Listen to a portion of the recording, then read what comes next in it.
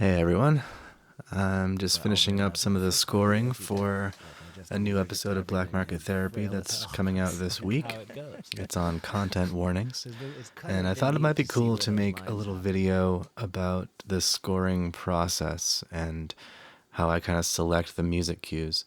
So I've just finished editing a song called Missing Pieces Make Us Whole, which was culled from a session that I did. It was about like a half-hour long riffing session, and I went through it and kind of spliced together some of the cooler parts of it. So we're currently constructing a music cue. It's the third music cue in the soundtrack, and here I'm just kind of placing it where there is a gap in the conversation. I've separated different segments of the conversation, and I'm kind of going through and seeing where the music cue should start. There's a bit of sort of a more mellower, more ambient intro, which might underlie a future conversation that's maybe a little bit deeper. Here we have a segment that is ending with a little bit of laughter. It's ending with some levity.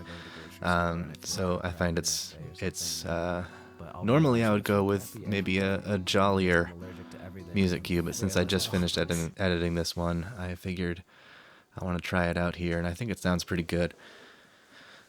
So I'm just kind of deciding where it should start, and then I'm going to do my fade in as Matt finishes talking there. It's kind of been neat to see where those lines happen. See, I've decided that's a good place. Let's fade it in, and then the music cue will start. And next, I'm going to be having to decide where it stops. So typically, our music cues are pretty short. I don't think I've done one that's kind of longer than 15-second purely instrumental. Sometimes they'll underlie the conversation for a while before it's solely instrumental. Neat to see where those lines happen. But so I've got a good idea of how long it should last. I'm just kind of adjusting the volume a bit. It's kind of been neat to see where those lines happen. It's a good fade in.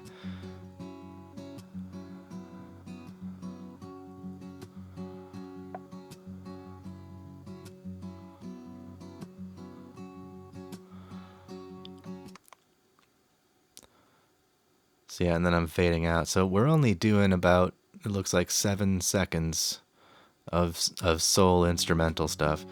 So typically we just do the music cues to separate the conversations into logical segments where we can sort of compartmentalizes the topics a little bit.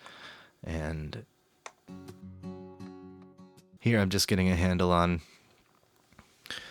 the scoring track, and I have a bunch of music imported here that is going to end up being possibilities for the rest of the music cues.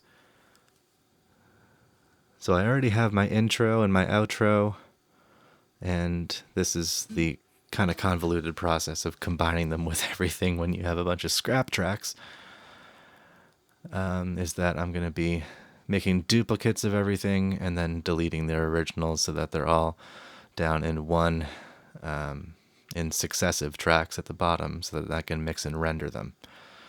So this is pretty much my standard process. It is pretty streamlined, but there is a lot of undoing, a lot of Control-Z going on usually. But yeah, so pretty streamlined workflow when it comes to the scoring. Just gotta make sure that I have all of the possible music cues lined up that I want to try out, and then I try each one at the end of any given segment and make sure that it fades into the next segment pretty well, just in terms of mood and tone.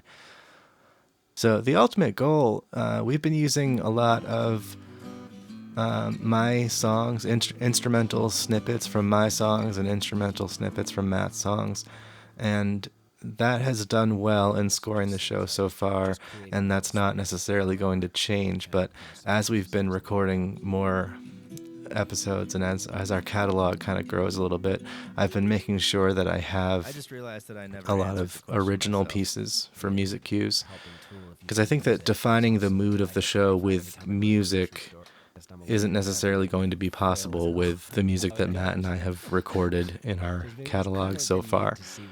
So I've been doing a lot of recording sessions and just sort of riffing and seeing what sticks. If I have the inkling later on, I might record one of those recording sessions as well, make a video of that too. But for now, I just wanted to show what the process is when I am scoring the show. I typically do all of the EQing and compressing and stuff in Reaper, and then I make all my final cuts in Audacity because it's just the easiest program by far to make split cuts and splice stuff together. It makes it really, really easy for you. But yeah, this is what it looks like when I'm selecting the music cues and getting everything organized. Thanks for watching.